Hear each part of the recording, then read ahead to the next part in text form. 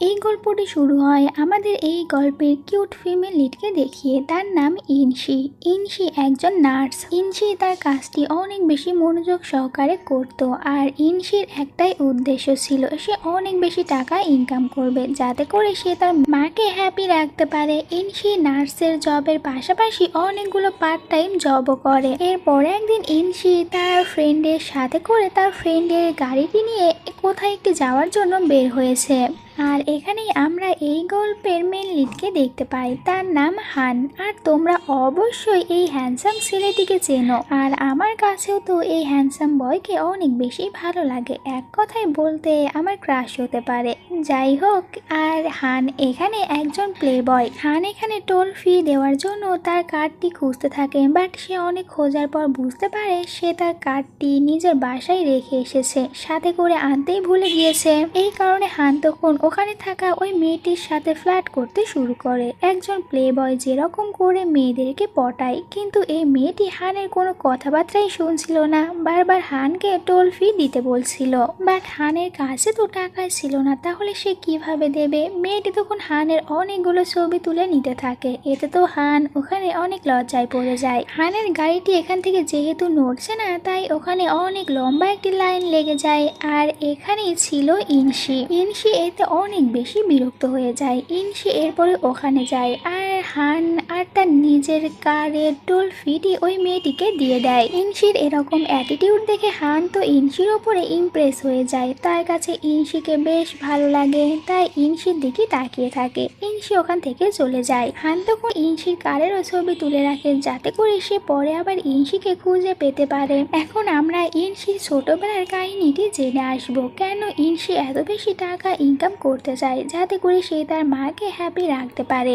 সিনটি অনেক বছর আগে চলে যায়, যেখানে আমরা একটি হসপিটালের সিন দেখতে পাই। আর এখানে তো এই রুমে অনেকগুলো বাচ্চা ছিল। তখনই এই রুমের ভিতরে একটি ছোট্ট বাচ্চা ছেলে আসে। সে তখন বাচ্চাদের বেডের হাত বোলায়, যার কারণে দুটি বেড থেকে একসাথে তাদের আইডেন্টির কার্ডটি নিচে পড়ে যায়। যদিও বাচ্চা ছেলেটি এটা একদমই বুঝতে পারেনি। এরপরে ওখানে একজন নার্স আসে, সে আবারও ওই আইডেন্টি কার্ডগুলো সে বেডে লাগিয়ে দেয়। বাচ্চা ছেলেটিকে তার সাথে করে নিয়ে রুম থেকে বের হয়ে যায়। এরপরে 13 বছর পরের সিন দেখানো হয়, যেখানে আমরা ইনশিকে দেখতে পাই। আর আজকে ইনশির বার্থডে ছিল।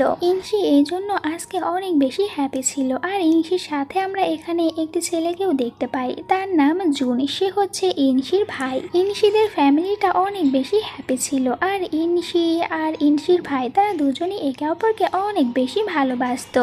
ইনশির আজকে বার্থডে ছিল, এই জন্য ইনশির মা আর বাবা ইনশিকে বার্থডে গিফট দেয়। এটা পেয়ে ইনশি অনেক বেশি হ্যাপি হয়ে যায়। এরপরে ইনশি তার ভাই জুনের কাছ থেকে নিজের বার্থডে গিফট চায়। জুন তো প্রথমে ইনশির অনেক বেশি মজা নেয়, আর এরপরে ইনশিকে তার বার্থডে গিফট দিয়ে দেয়। ভাইয়ের কাছ থেকে গিফট পেয়েও ইনশি অনেক বেশি খুশি হয়েছিল। এরপরে ইনশি আর তার ভাই তারা দুজনে একসাথে পিয়ানো বাজায়। দুই ভাই বোনের সম্পর্ক তো অনেক বেশি সুন্দর ছিল।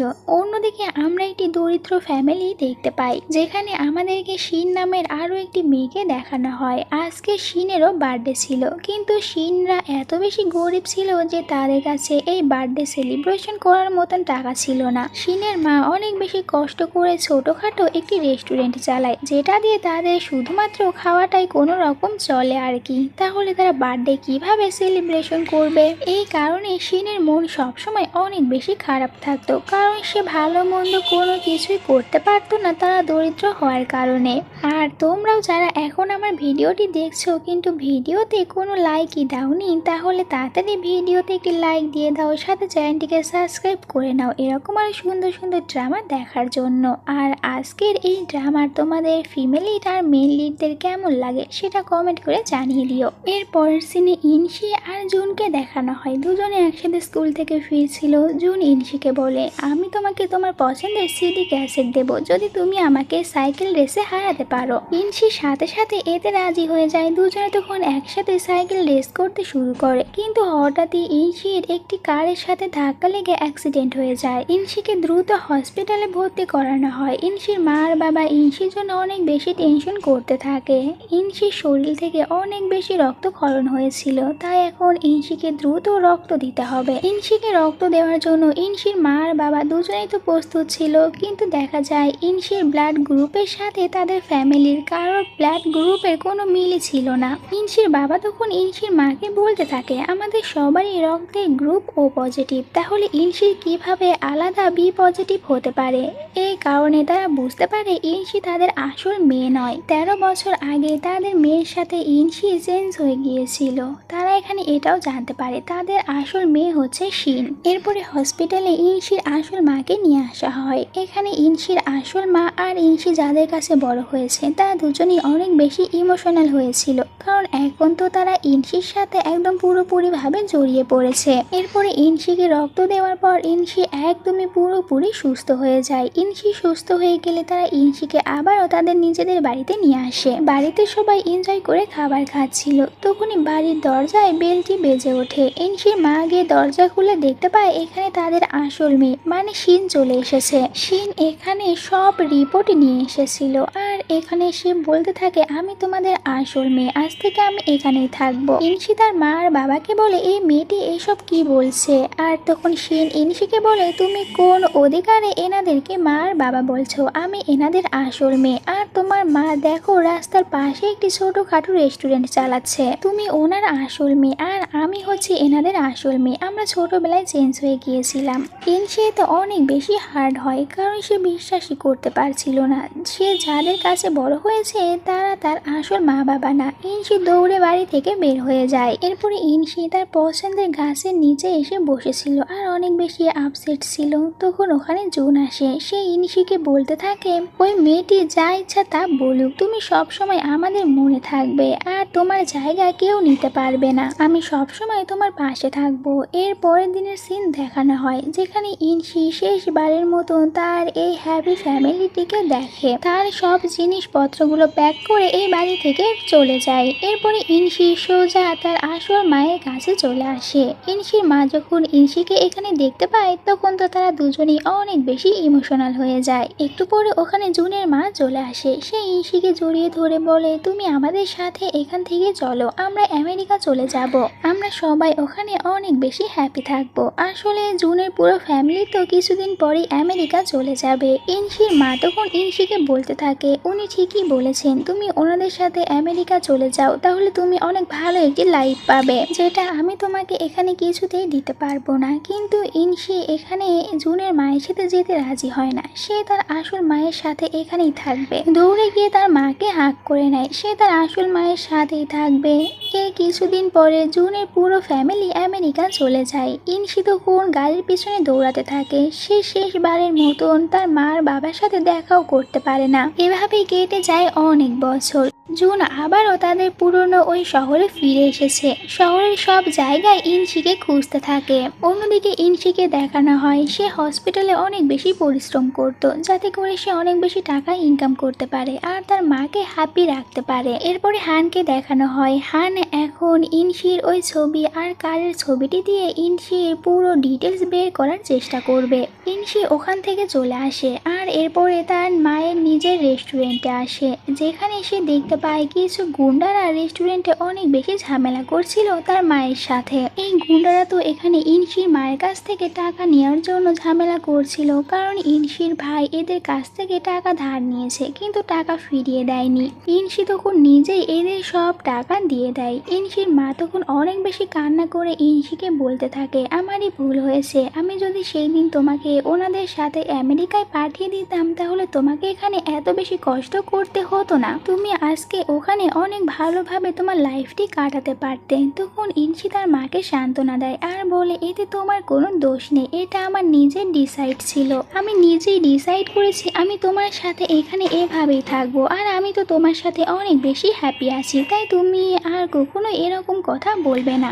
পরের সিনে জুনকে দেখানো হয়। জুন এখানে কিছু জিনিস নিয়ে এসেছিল আর ওইগুলো জায়গা মতন সুন্দর করে সাজিয়ে রাখছিল। তখনই এখানে এই গল্পের হিরো চলে আসে। সে কিন্তু অন্য কেউ নয়, হান ছিল। এতগুলো বছর পর বেস্ট ফ্রেন্ডের সাথে দেখা হয়েছে, দুজনের খুশি আর কে দেখে, অনেক বেশি খুশি হয়েছিল। এরপরে রাতের সিন দেখানো হয় যেখানে হান একটি বারে ছিল। হান এখানে পার্টির আয়োজন করেছে আর হান তো ইনশির ফ্রেন্ডদেরকে দিয়ে ইনডিরেক্টলি ইনশিকে এখানে আসার জন্য ইনভাইট করে রেখেছে। একটু পরে ইনশি তার ফ্রেন্ডের সাথে হানের এই পার্টিতে আসে। হানের পার্টিতে জুনও এসেছিল, কারণ সে তো হানের বেস্ট ফ্রেন্ড, তাই আসতে তো হবেই। একটু পরে হান এখানে অনেক সুন্দর করে পিয়ানো বাজায়, আর এই পিয়ানোর শব্দ যখন ইনশি শুনতে পায় তখন সে এখানে জুন মনে করে দেখতে আসে, বাট সে দেখতে পায় এটা তো হান। হানকে দেখে ইনশির মন খারাপ হয়ে যায়, ওখান থেকে চলে যায়। এখানে তো জুনও ছিল, কিন্তু জুন এখানে ইনশিকে দেখতে পায় না। হান তখন ইনশির পেছনে পেছনে যায়, ইনশির সাথে কথা বলার জন্য অনেক বেশি চেষ্টা করতে থাকে হান, বাট ইনশি এখানে হানকে একদমই পাত্তা দেয় না, হানের কোনো কথাই শোনে না, এখান থেকে চলে যায়। হানও তো ছিল একজন প্লে বয়, তাহলে সে ইনশিকে পটানোর জন্য আরো যে কি কি করবে তা আমরা এই গল্পেতেই দেখতে পারবো। পরের সিনে হান আর হানের বাকি ফ্রেন্ডদেরকে দেখতে পাই, তারা সবাই এখানে একটি লাঞ্চ পার্টি করছিল। এখানে আমরা ইনশিকেও দেখতে পাই, কারণ ইনশি এখানে পার্ট টাইম জব করে। এখানে হানের একজন ফ্রেন্ডকে দেখতে পাই যে কিনা ইনশিকে অনেক বেশি বিরক্ত করছিল, ইনশিকে দিয়ে প্রচুর কাজ করিয়ে নিচ্ছিল। ইনশিকে তো এটাও বলে তাকে খাবার খাইয়ে দেওয়ার জন্য, ইনশিও তখন তাকে খাবারটি খাইয়ে দেয়, কিন্তু এরপরও দেখা যায় সে ইনশিকে অনেক বেশি বিরক্ত করতে থাকে। ইনশি এতে একটু বিরক্ত হয়ে যায় আর ওখান থেকে উঠে যেতে নিচ্ছিল, কিন্তু এই বদমাশ ছেলে ইনশিকে এখান থেকে যেতেই দেয় না। এই সব কিছুতে হান অনেক বেশি বিরক্ত হয়ে যায়। হান তখন ইনশিকে সাপোর্ট করে আর তার ফ্রেন্ডকে অনেক বেশি থ্রেট দেয়। এরপরে সে ওখান থেকে ইনশিকে নিয়ে চলে যায়। এরপরে হান ইনশিকে সরি বলে তার ফ্রেন্ডের এরকম ব্যবহারের জন্য। ইনশি এখানে হানকে কোনো কিছুই বলে না। ইনশি ওখান থেকে বের হয়ে একটি দোকানে আসে আর এখানে সে জুনের দেওয়া ওই সিডি ক্যাসেটটি ওই লোকটিকে দেয় ঠিক করার জন্য। ইনশি এখান থেকে চলে যাওয়ার একটু পরে এখানে জুন চলে আসে, ওই রকম আরো একটি সিডি ক্যাসেট ওই লোকটিকে দেয় ঠিক করার জন্য, যেটা দেখার পর ওই লোকটি তখন জুনকে বলতে থাকে একটু আগে এরকমই একটি সিডি ক্যাসেট একটি মেয়ে এখানে ঠিক করার জন্য রেখে গিয়েছে। এটা শোনার পর জুনের বুঝতে বাকি থাকে না ওই মেয়েটি আসলে ইনশি ছিল। জুন তাড়াতাড়ি করে বাহিরে চলে আসে ইনশিকে খোঁজার জন্য, আর ফাইনালি সে বাহিরে আসার পর ইনশিকে খুঁজেই পায়। জুন তখন ইনশির সাথে কথা বলার অনেক চেষ্টা করে, বাট ইনশি এখানে জুনের সাথে কোনো কথাই বলে না, ওখান থেকে চলে যায়। এরপরে ইনশি একটি বারে আসে, সে এখানে অনেক বেশি ড্রিঙ্ক করে নেয়। পরে দেখা যায় জুনও এখানে অনেক সাহস করে ইনশির সাথে আবার কথা বলার জন্য এসেছে। এখানে ইনশি জুনের সাথে কোনো কথাই বলে না, ইনশি ওখান থেকে যেতে শুরু করে। দেখা যায় জুনও তখন ইনশির পিছনে পিছনে যাচ্ছিল আর ইনশির সাথে কথা বলার চেষ্টা করছিল। ইনশি জুনকে বলে এখন আবার তুমি এখানে কেন ফিরে এসেছো? যখন আমাকে ছেড়ে চলে গিয়েছিলে তখন আমার কথা একদমই মনে পড়েনি তোমাদের? এটা বলার পরে ইনশি ওখানে সেন্সলেস হয়ে যায়, কারণ সে তো অনেক বেশি ড্রিঙ্ক করেছিল। জুন তখন ইনশিকে তার কাঁধে করে নিজের বাড়িতে নিয়ে আসে। বাড়িতে আসার পর জুন তখন ইনশির গলায় তার দেওয়া সেই চাবিটি দেখতে পায়। এটা দেখে জুন তখন অনেক বেশি হ্যাপি হয়, এটা ভেবে যে ইনশি এখন পর্যন্ত তার দেওয়া এই চাবিটি নিজের কাছেই রেখেছে। ইনশি শুধুমাত্র তার উপরে অভিমান করে রয়েছে। পরের দিন জুন ইনশিকে নিয়ে একটি জায়গায় আসে, যে জায়গায় ইনশি এর আগে কখনোই আসেনি। জুন ইনশিকে বলে তোমার গলায় আমার দেওয়া যে চাবিটি রয়েছে ওই চাবিটি দিয়ে তুমি এর দরজাটি খোলো। ইনশিও জুনের কথা মতন সেই রকমই করে। ভিতরে আসার পর দেখা যায় এখানে তো জুন ইনশির জন্য অনেকগুলো গিফট রেখেছিল। আসলে জুন তো ইনশির প্রতিটা বার্থডে ইনশির জন্য কোনো না কোনো গিফট কিনে সেগুলো ইনশির জন্য রেখে দিত। আর জুন আমেরিকা থেকে আসার পর তার এই জিনিসটিও সে আমেরিকা থেকে এখানে শিফট করে নিয়ে এসেছে শুধুমাত্র ইনশির জন্য। তো ইনশি এখানে এত সব কিছু দেখার পর অনেক বেশি ইমোশনাল হয়ে যায়, বুঝতে পারে জুন আমেরিকায় যাওয়ার পর তাকে কত বেশি মিস করেছে। তো এইসব কিছু ভাবার পর ইনশি তখন অনেক বেশি কষ্ট পায় আর জুনকে হাত করে নেয়। পরের সিনে এরা সবাই একসাথে একটি জায়গায় ঘুরতে যায়। এখানে ইনশির সাথে শিনের দেখা হয়, আর শিনও আমেরিকা থেকে এখানে এসেছিল। এরপরে ইনশি আর শিন তারা দুজনে একসাথে কথা বলছিল। ইনশি শিনকে তার মার বাবার কথা জিজ্ঞাসা করে যে ওনারা দুজন কেমন আছে। এখানে শিন ইনশিকে বলে ওনারা অনেক বেশি ভালো আছে, আর আমরা আমেরিকা যাওয়ার পর মা বাবা তো তোমাকে একদমই মিস করেনি, ওনারা তো তোমাকে ভুলেই গিয়েছে। রাতে হান ইনশিকে ইনশির বাড়িতে ড্রপ করে দেওয়ার জন্য ইনশিকে তার গাড়িতে করে নিয়ে যাচ্ছিল। এখানে ইনশি হানকে বলে আচ্ছা আমি কি এতটাই বেশি খারাপ যেই কারণে সবাই আমার কাছ থেকে দূরে চলে যায়? বুঝতে পারি না আমার সাথেই কেন এই সব কিছু হয়। হান ইনশিকে বলে দেখো আমি তোমাকে একটি সত্যি কথা বলি, এই পৃথিবীতে যে মানুষটি নিজের কথা চিন্তা না করে সবসময় অন্যের কথা বেশি চিন্তা করে সেই মানুষটির সাথে সবসময় এরকমটাই হয়। সবাই তাকে একদমই পাত্তা দেয় না, সবাই তাকে ছেড়ে চলে যায়, এমনকি একসময় তো এই পৃথিবী ওই মানুষটিকেও মনে করে রাখে না, তাকেও ভুলে যায়। কিন্তু তুমি এইসব শুনে আবার মন খারাপ করো না, তুমি অনেক সুন্দরী একটি মেয়ে, আর তুমি তো অনেক বেশি কিউট। অন্যদিকে শিন আর জুনকে দেখানো হয়। এখানে শিন তার ভাই জুনকে বলতে থাকে তুমি কিন্তু মা আর বাবাকে একদমই ইনশির কথা বলবে না, মায়ের শরীর এমনিতেই অনেক বেশি খারাপ, আর যদি ইনশির কথা শোনে তাহলে আরো বেশি খারাপ হয়ে যাবে। জুন শিনকে বলে তুমি এমনটা কিভাবে ভাবতে পারো, মা তো ইনশিকে দেখার পর সুস্থ হয়েও যেতে পারে, কারণ মায়ের এই শরীর খারাপটি হয়েছে শুধুমাত্র ইনশির জন্য, কারণ মা ইনশিকে অনেক বেশি মিস করে।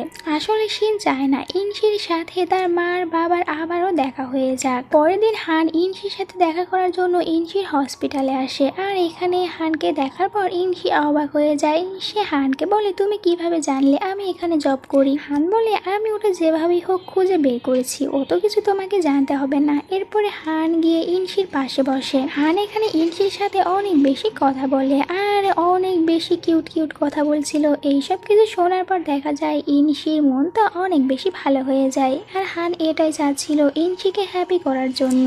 এরপরে হান আর ইনশি তারা দুজনে একসাথে একটি সুপার মার্কেটে আসে। এখান থেকে তারা অনেকগুলো জিনিস কেনাকাটা করে, আর এরপরে এই সব জিনিসগুলো নিয়ে তারা দুজনে একটি বৃদ্ধাশ্রমে আসে। হান আর ইনশি তারা দুজনে এখানে এতগুলো বৃদ্ধ লোকের সাথে অনেক বেশি মজা করে, সবাই এখানে একসাথে ডান্স করছিল। এখানে আসার পর ইনশি আরো বেশি খুশি হয়ে গিয়েছিল। হান তখন ইনশিকে তার সাথে ডান্স করার অফার করে, এতে ইনশিও রাজি হয়ে যায়। দুজনে তখন এখানে একসাথে অনেক সুন্দর করে ডান্স করতে থাকে, এতে করে হান অনেক বেশি হ্যাপি হয়েছিল। তখন তো আমরা এই বৃদ্ধাশ্রমে শিনকেও দেখতে পাই। শিন যখন হান আর ইনশি দুজনকে একসাথে ডান্স করতে দেখতে পায় তখন সে অনেক বেশি রেগে যায় ইনশির ওপরে, কারণ শিন হানকে লাইক করে। শিন তো এখন এটাই ভাবছিল ইনশি সবসময় তার কাছ থেকে তার সব জিনিসগুলো কেড়ে নেয়। প্রথমে তো ইনশি তার মা আর বাবাকে কেড়ে নিয়েছিল, এখন আবার তার ভালোবাসার মানুষটিকে কেড়ে নিচ্ছে, কিন্তু দেখা গেলে এতে তো ইনশির কোনো দোষই ছিল না।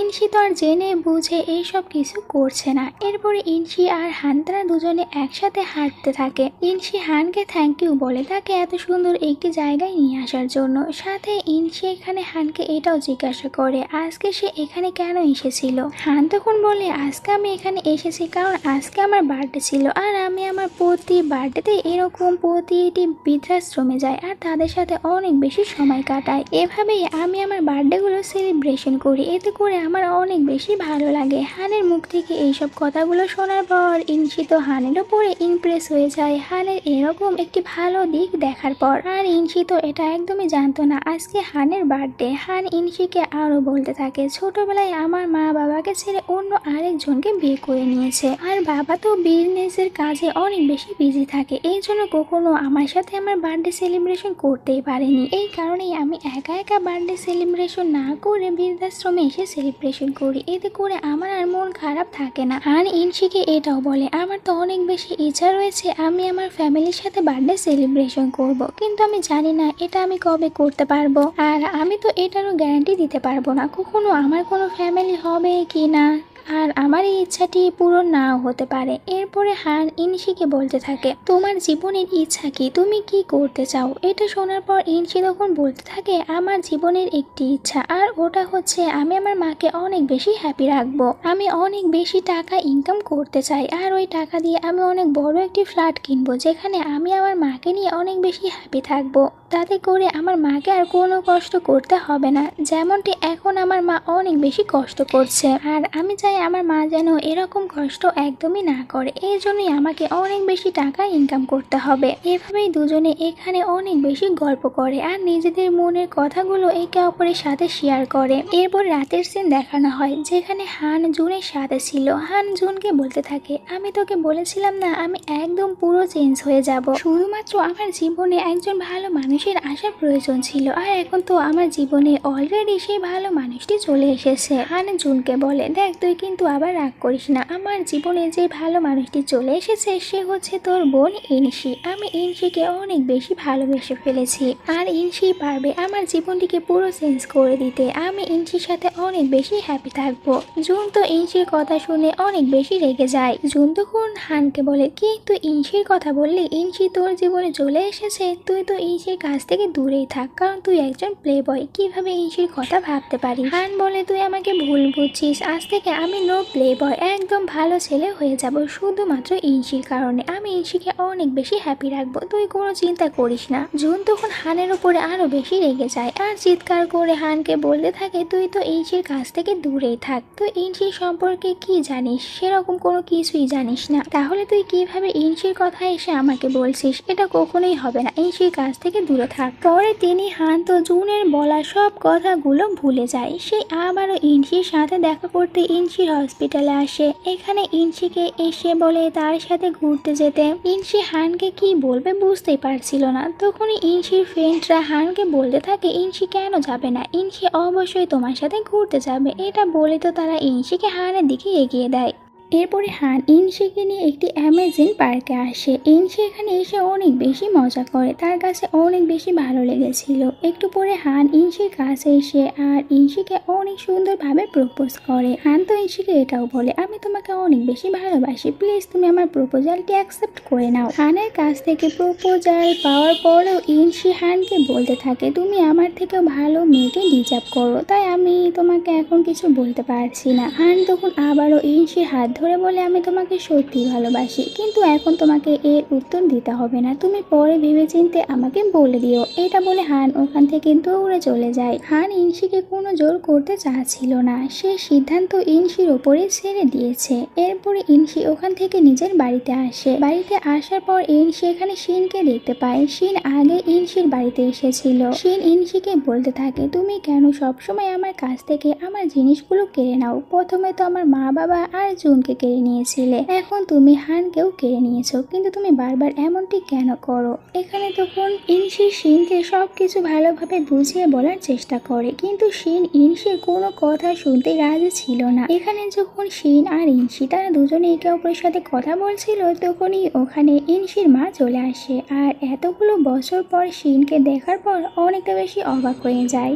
আর যেহেতু এখন এরা দুজনে একে অপরকে দেখেছে, এই জন্য ইনশি এখান থেকে কোনো কিছু না বলে চুপচাপ বাইরে চলে আসে। ইনশি যখন বাইরে আসে তখন তার সাথে জুনের মা বাবার দেখা হয়ে যায়। জুনের মা আর বাবা তারা দুজনেও ইনশির সাথে দেখা করার জন্য এদিকেই আসছিল। আর এতদিন পর ইনশিকে দেখে অনেক বেশি ইমোশনাল হয়ে যায়। এরপরে ইনশিকে বলতে থাকে, আমেরিকা যাওয়ার পর এমন একটি দিন নেই যেদিন আমরা দুজনে তোমাকে মিস করিনি, আমরা তোমাকে অনেক বেশি মিস করেছি। সবাই অনেক বেশি ইমোশনাল হয়ে যায়, কিন্তু এখানে ইনশি একদমই বুঝতে পারছিল না সে এখন জুনের মা বাবাকে কি বলবে, কারণ তার কাছে বলার মতন সেরকম কোনো কিছুই ছিল না। ওনারা তো ইনশিকে জড়িয়ে ধরে কান্না করতে থাকে। আর এদিকে তখন শিন আর ইনশির মাকে দেখানো হয়। তারা দুজনেও এতদিন পর একে অপরকে দেখে অনেক বেশি ইমোশনাল হয়েছিল, সাথে খুশিও হয়েছিল। আর সত্যি বলতে এই সিনটি আসলে অনেকটা বেশি সুন্দর ছিল। এরপরে ইনশি জুনের দেওয়া সবগুলো গিফট সে একের পর এক অনলাইনে বিক্রি করে দেয়। আর সবকিছু বিক্রি করা শেষ হয়ে গেলে ইনশি এরপরে একটি বারে আসে। সে এখানে তো অনেক বেশি ড্রিঙ্ক করতে শুরু করে আর অনেক বেশি মাতলামি করছিল। ইনশির ফ্রেন্ড এখানে ইনশিকে কিছুতেই সামলাতে পারছিল না। তখন এখানে জুন আসে আর ইনশির হাত ধরে ইনশিকে বলে, চলো আমার সাথে বাড়িতে। কিন্তু ইনশি তার কাছ থেকে নিজেকে ছাড়িয়ে নেয় আর হলে আমি তোমার সাথে কোথাও যাব না। তখন জুন বলতে থাকে, তুমি কি এখন আমাকে এতটাই বেশি ঘৃণা করো যে তুমি এখানে এসেছো?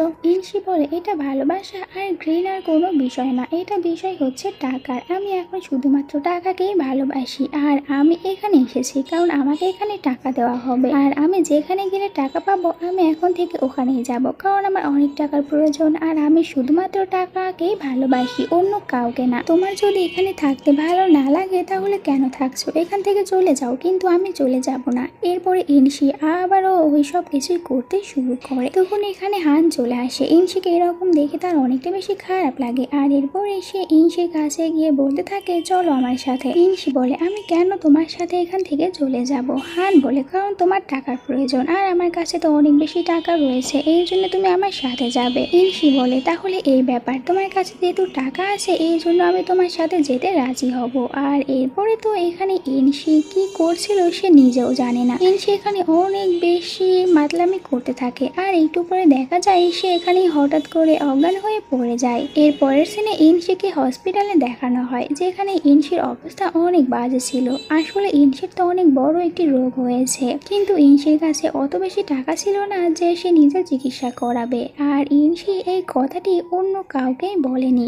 ইনসি নিজের জন্য কাউকে কোনো বিপদে ফেলতে চাচ্ছিল না, এই জন্য সে তো এই কথা কাউকেই বলেনি। আর নিজের কাছে অত বেশি টাকা ছিল না যে নিজের চিকিৎসা করাবে। এরপরে ডক্টর ইনসির দুই ফ্যামিলিকেই বলতে থাকে যে ইনসির অনেক বড় একটি রোগ হয়েছে, তার কাছে তো সময় অনেক বেশি কম রয়েছে। যদি ইনসিকে বাঁচাতে চান তাহলে ইনসিকে তাড়াতাড়ি ট্রিটমেন্ট করাতে হবে, নয়তো ইনসি খুব তাড়াতাড়ি মারা যাবে। এইসব শুনে তো পুরো ফ্যামিলি অনেকটা বেশি ইমোশনাল হয়ে যায়। অন্যদিকে আবার ইনসির সেন্স ফিরে আসে। ইনসি তখন তার মুখে থাকা মাস্কটি খুলে ফেলে। সবাই এসে ইনসিকে অনেক বেশি বোঝাতে থাকে যেন ইনসি এরকমটি না করে, কিন্তু ইনসি কারো কোনো কথাই শুনে না। ইনসি সবাইকে বলে সে একা থাকতে চায়, কারোর সাথে কোনো কথা বলবে না। সবাই চলে যায়, কিন্তু জুন এখানে থাকে। জুন তখন ইনসিকে অনেক বেশি বোঝানোর চেষ্টা করে, কিন্তু ইনসি এখানে জুনের কোনো কথাই শুনছিল না। সে জুনকেও এখান থেকে চলে যেতে বলে। আর এরপরে তো হঠাৎ করে ইনসি আবার ওখানে অজ্ঞান হয়ে যায়। আর এরপর থেকে আস্তে আস্তে ইনসি ট্রিটমেন্ট করা শুরু হয়ে যায়, কিন্তু এখনো ইনসির জ্ঞান ফিরে আসেনি। এরপরে ইনসির কাছে হান আসে। হান এসে ইনসিকে বলতে থাকে, তুমি কিন্তু এখনো আমার প্রপোজালের কোনো উত্তর দাওনি, এই জন্য আমি আশা করছি তুমি তাড়াতাড়ি সুস্থ হয়ে যাবে আর এরপরে আমার প্রপোজালটি অ্যাকসেপ্ট করে নেবে। তাই আমি তোমার সুস্থ হওয়া পর্যন্ত অপেক্ষা করব। আর একটু পরে যখন ইনসির জ্ঞান ফিরে আসে তখন সে বলতে থাকে, ব্রাদার জুন, আমাকে ছেড়ে যেও না। ইনসির এই কথাটি আবার বাহির থেকে জুনও শুনতে পায়, আর জুন তো অনেক বেশি ইমোশনাল হয়ে যায়। এরপর দেখা যায় হান ইনসির জন্য একটি বাড়ি কিনেছে। হান চাচ্ছিল ইনসিকে সবসময় হ্যাপি রাখার জন্য। অন্যদিকে জুন তখন ইনসির পছন্দের গাছটি তুলে নিয়ে এসে তার বাড়ির সামনে লাগিয়ে দেয়। ইনসি জুনের দেওয়া ওই সব গিফটগুলো যে অনলাইনে বিক্রি করে দিয়েছিল, হান আবারও ওই সব গিফটগুলো যাদের কাছে বিক্রি করেছিল তাদের কাছে গিয়ে ওই সব গিফটগুলো আবারও সে ফিরে নিয়ে আসে। হান আর জুন তারা দুজনে পুরোপুরিভাবে চেষ্টা করছিল ইনসিকে অনেক বেশি হ্যাপি রাখার জন্য। কিছুদিন পর ইনসি সুস্থ হয়ে গেলে জুন ইনসিকে তার বাড়িতে নিয়ে আসে। ইনসি তার বাড়ির সামনে তার পছন্দের গাছটি দেখার পর অনেক বেশি খুশি হয়ে যায়। এই জন্য ইনসি তখন জুনকে হাগ করে নেয়, আর জুন তো এটাই চাচ্ছিল সবসময় ইনসিকে হ্যাপি রাখার জন্য। আর এখন শিনও তার ভুলটি বুঝতে পেরেছিল, এই জন্য ইনসির কাছে এসে ক্ষমা চায়। ইনসিও তাকে ক্ষমা করে দেয়। এরপরে হান আর জুন তারা দুজনে ইনসিকে আবারও ওই জায়গায় নিয়ে আসে। এখানে আসার পর ইনসি দেখতে পায় সে যেই সব জিনিসগুলো বিক্রি করে দিয়েছিল হান তো ওই সব কিছু আবারও ফিরে নিয়ে এসেছে। কিন্তু এবার এই সব জিনিসগুলোর সাথে এখানে আরো একটি জিনিস ছিল, আর সেটা হচ্ছে একটি বিয়ের ড্রেস। এটা দেখার পর ইনসির আর বুঝতে বাকি থাকে না এই সব কিছু ইনসির জন্য হানি করেছে। আর এরপরে তো এখানে কিছু অবাক করার সিন দেখানো হয়, যেরকমটা আমরা দেখতে পাই জুন আর হান তারা দুজনেই তখন একসাথে ইনসিকে বিয়ে করার জন্য প্রপোজ করে। এখন ভাবো ইনসি এদের দুজনের ভিতরে কাকে বেছে নেবে? এক তো জুন যে কিনা তার ছোটবেলার ভাই ছিল, আর হচ্ছে হান যে কিনা তাকে ভালোবাসে। বাট ইনসি এদের দুজনের ভিতরে কাকে বেছে নিয়েছে এটা আমাদেরকে দেখানো হয় না। পরের সিনে দেখানো হয় ইনসি হানের হাত ধরে বিয়ের জায়গায় আসে, আর এখানে তখন জুনও ছিল। জুন তখন ইনসির দিকে একটি ফুলের বুকে এগিয়ে দেয়, আর এরকম একটি জায়গায় তো এই সিনটি কাট হয়ে যায়। এর পরের সিনে জুনকে দেখানো হয় যেখানে জুন আবারও তাদের ওই শহরে হাঁটছিল, আর সে ইনশির সাথে তার যে ছোটবেলার স্মৃতিগুলো রয়েছে ওগুলো মনে করতে থাকে। আর এখানেই তো এই গল্পটি শেষ হয়ে যায়। যদিও এই গল্পেতে এটা দেখানো হয়নি ইনশি আসলে কাকে বেছে নিয়েছে, তবে আমার মনে হয় ইনশি হানকে বেছে নিয়েছে। কারণ ইনশি যদি জুনকে বেছে নিত তাহলে লাস্টে তো জুন আর একা থাকতো না, তার সাথে অবশ্যই ইনশি থাকতো, কিন্তু তার সাথে ইনশি ছিল না। এই জন্যই আমার মনে হচ্ছে ইনশি শেষ পর্যন্ত হানকে বেছে নিয়েছে। কারণ যাই হোক ইনশি তো সবসময় জুনকে তার ব্রাদারই মনে করেছে, তাই সে জুনকে অবশ্যই বেছে নিবে না। আমার কাছে তো এমনটাই মনে হয়েছে। এখন তোমরাও কমেন্ট করে জানিয়ে দাও তোমাদের কাছে কি মনে হয় ইনশি আসলে কাকে বেছে নিয়েছে, জুন নাকি হান। আর হ্যাঁ, এটাও ভুলে যেও এই গল্পতে সুকাইকে তোমাদের কাছে কেমন লেগেছে। তো আমার কাছে তো অনেকটা বেশি ভালো লেগেছে। যাই হোক, তোমাদের কাছে যদি এই ভিডিওটি ভালো লেগে থাকে তাহলে অবশ্যই একটি লাইক দিও, আর সাথে চ্যানেলটিকে সাবস্ক্রাইব করে নিও এরকম আরো সব সুন্দর সুন্দর ড্রামার গল্পগুলো দেখার জন্য। তাহলে আজকের মতন এতটুকুই, দেখা হচ্ছে নেক্সট কোনো ভিডিওর গল্প নিয়ে। ততদিন সবাই অনেক বেশি ভালো থেকো। আল্লাহ হাফেজ।